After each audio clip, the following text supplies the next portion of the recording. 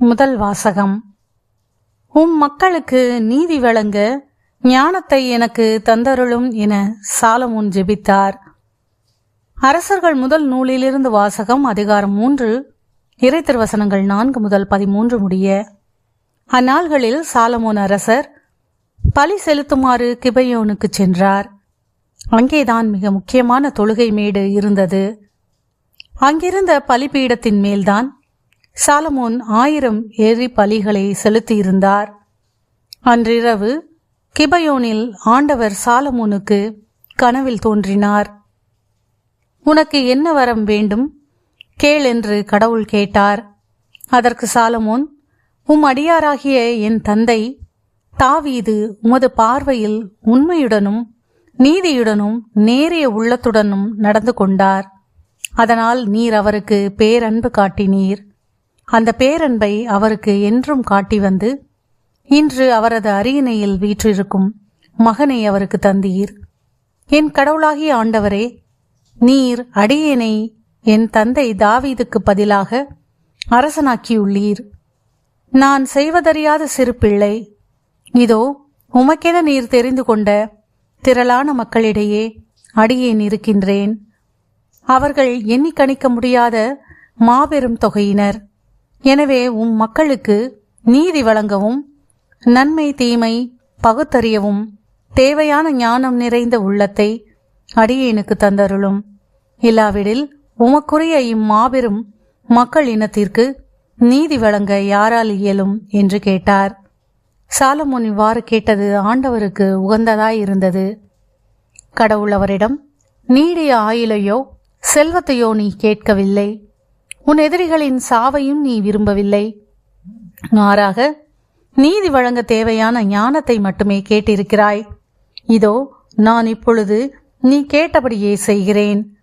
உனக்கு நிகராக உனக்கு முன்னே எவரும் இருந்ததில்லை, உனக்கு பின்னே இருக்கப் போவதும் இல்லை.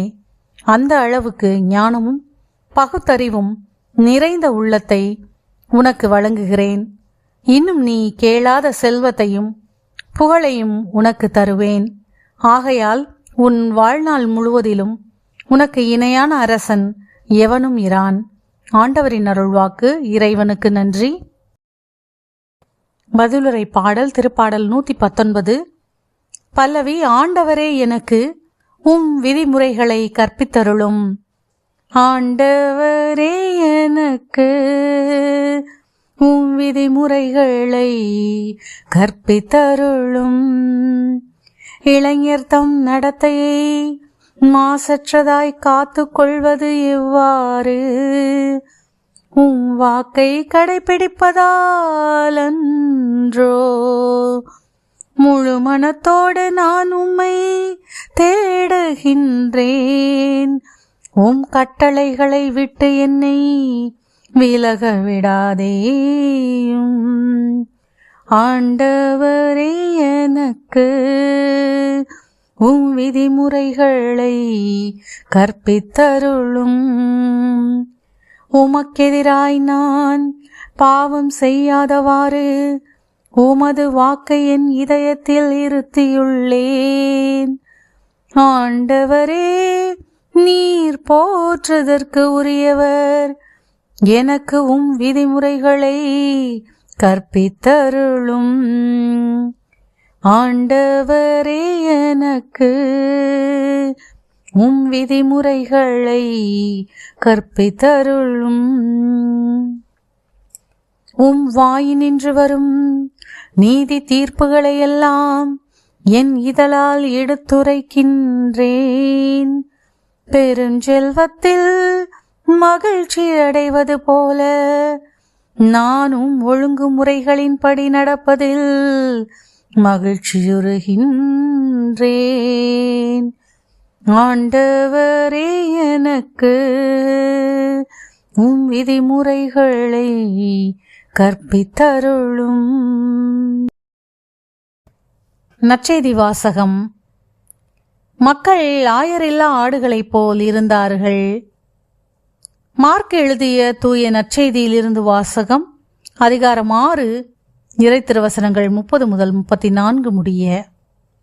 அக்காலத்தில் திருத்தூதர்கள் இயேசுவிடம் வந்து கூடி தாங்கள் செய்தவை கற்பித்தவை எல்லாம் அவருக்கு தெரிவித்தார்கள். அவர் அவர்களிடம், நீங்கள் பாலை நிலத்தில் உள்ள தனிமையான ஒரு இடத்திற்கு சென்று சற்று ஓய்விடுங்கள் என்றார். ஏனெனில் பலர் வருவதும் போவதுமாய் இருந்ததால் உண்பதற்கு கூட அவர்களுக்கு நேரம் கிடைக்கவில்லை. அவ்வாறே அவர்கள் படகேறி பாலை நிலத்தில் உள்ள தனிமையான ஒரு இடத்திற்கு சென்றார்கள். அவர்கள் புறப்பட்டு போவதை மக்கள் பார்த்தார்கள். பலர் அவர்களை இன்னாரென்று தெரிந்து கொண்டு எல்லா நகர்களிலிருந்தும் கால்நடையாகவே கூட்டமாய் ஓடி அவர்களுக்கு முன் அங்கு வந்து சேர்ந்தனர். அவர் கரையில் இறங்கிய போது பெருந்திரளான மக்களை கண்டார். அவர்கள் ஆயரில்லா ஆடுகளைப் போல் இருந்ததால் அவர்கள் மீது பரிவு கொண்டு அவர்களுக்கு பலவற்றை கற்பித்தார்.